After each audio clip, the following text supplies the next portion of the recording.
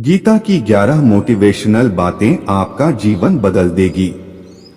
वेदों का सार उपनिषद और उपनिषदों का सार गीता है। गीता हिंदुओं का सर्वमान्य धर्म ग्रंथ है। गीता को पढ़ने और समझने से सभी तरह के दुख खून का अंत हो जाता है। यह हमें जीवन जीने की कला सिखाती है। आओ जानते हैं गीता के 11 मोटिवेशनल क्वेट्स जो आपका जीवन बदल देंगे। 1. क्रोध का त्याग कर दें। क्रोध से मनुष्य की मति मारी जाती है, यानी मूढ़ हो जाती है, जिससे स्मृति भ्रमित हो जाती है। स्मृति भ्रम हो जाने से मनुष्य की बुद्धि नष्ट हो जाती है और बुद्धि का नाश हो जाने पर मनुष्य खुद अपना ही का नाश कर बैठता है।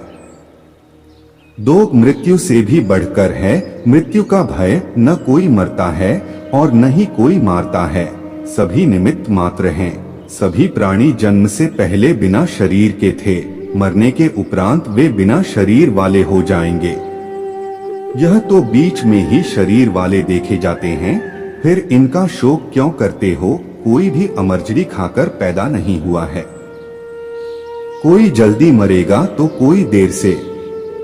मृत्यु का भय मत पालो, मरना तो सभी को एक न एक दिन है।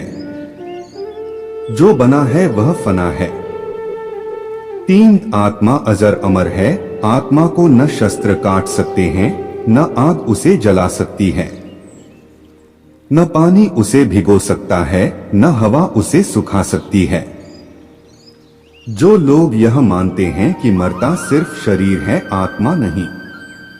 मेरे अपने जो मर गए असल में वे मरे नहीं हैं, उन्होंने तो देह छोड़ी है, वे कहीं और जन्म लेंगे।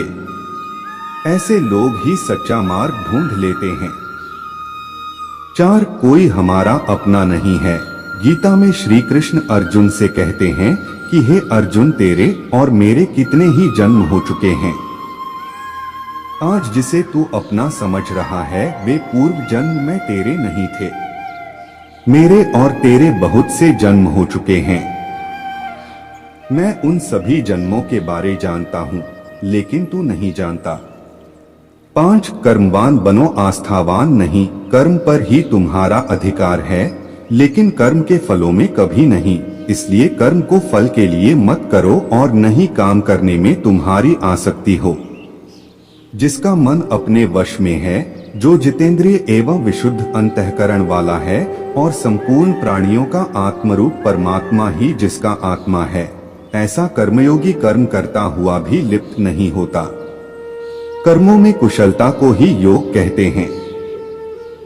6. नरक का द्वार काम, क्रोध तथा लोभ, ये 3 प्रकार के नरक के द्वार सर्व अनर्थों के मूल और नरक की प्राप्ति में हेतु होने से यहाँ काम, क्रोध और लोभ को नरक का द्वार कहते हैं। आत्मा का नाश करने वाले अर्थात उसको अधोगति में ले जाने वाले हैं।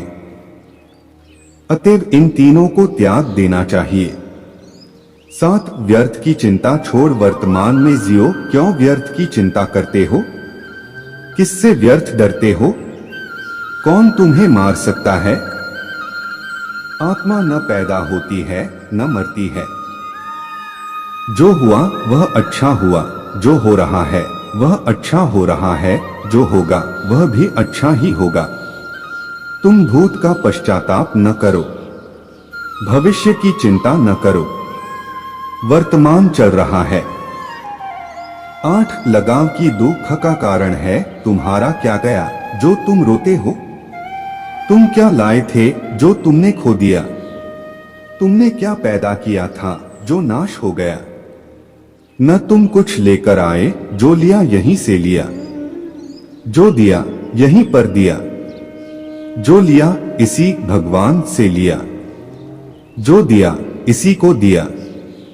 खाली हाथ आए और खाली हाथ चले। जो आज तुम्हारा है कल और किसी का था, परसों किसी और का होगा। तुम इसे अपना समझकर मग्न हो रहे हो। बस यही प्रसन्नता तुम्हारे दुख खून का कारण है।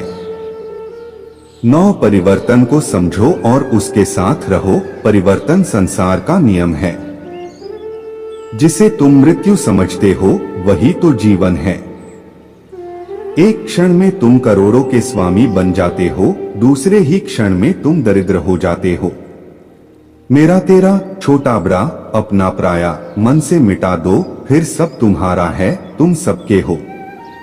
न यह शरीर तुम्हारा है, न तुम शरीर के हो। यह अग्नि, जल, वायु, पृथ्वी, आकाश से बना है और इसी में मिल जाएगा, परंतु आत्मा स्थिर है, फिर तुम क्या हो? 10 धर्म की शरण में रहो।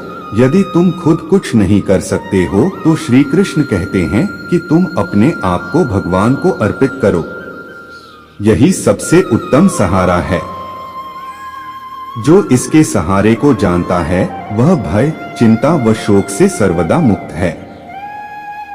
जो कुछ भी तू करता है उसे भगवान को अर्पण करता चल। ऐसा करने से सदा जीवन मुक्त का आनंद अनुभव करेगा। सारे धर्मों का त्याग कर मेरी शरण में हो जाओ। सर्वधर्मान परित्यज्य मामेकं शरणं व्रज। 11 विश्वास। मनुष्य अपने विश्वास से निर्मित होता है। जैसा वह विश्वास करता है वैसा वह बन जाता है। सदैव संदेह करने वाले व्यक्ति के लिए प्रसन्नता न इस लोक में है और न ही परलोक में। जो कोई भी व्यक्ति जिस किसी भी देवता की पूजा विश्वास के साथ करने की इच्छा रखता है, मैं उस व्यक्ति का विश्वास उसी देवता में दृढ़ कर देता हूँ।